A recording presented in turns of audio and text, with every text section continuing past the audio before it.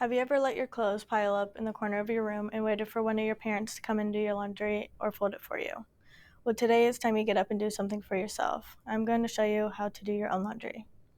Today we'll be going over the materials that are needed, a step-by-step process, and I will show you how it benefits yourself and the society.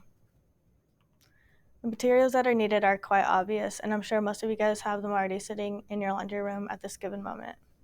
You're going to need a washer, a dryer, your dirty laundry detergent in the liquid form, or Tide Pods in your dryer sheets. Now that Tide Pods are more on the expensive side, according to Coin Meter, they do not recommend them because it causes buildup in your washer, which can ruin it because it doesn't dissolve fast, and also because it can damage to your clothes.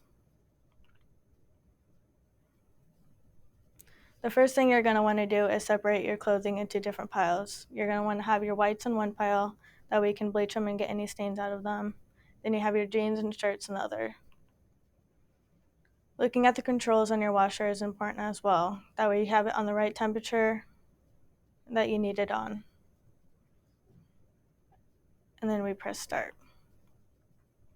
While we're waiting for the clothes to get done in the washer, according to Dustless Duct, they say to make sure that you're cleaning out your dryer vent due to the fact that it can be dangerous because it can cause a fire, and also because if you don't, then it affects the effectiveness on how fast your clothes will dry in the dryer.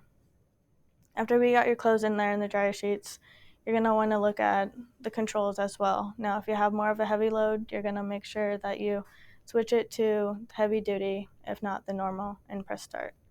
And usually they will have a timer as well. Knowing how to do your own laundry benefits not only yourself, but the society as well. According to Rock and Green, it teaches responsibility. You're going to need to know how to do it in the future, and it gives you a sense of accomplishment.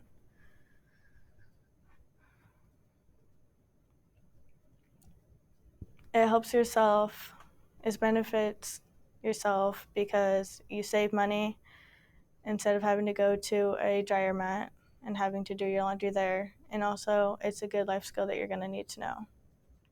Now that we were able to go over the materials that are needed, we did a step-by-step process, and I showed you how it successfully helps yourself and the society. I hope you learned something today and now know how to do your own laundry.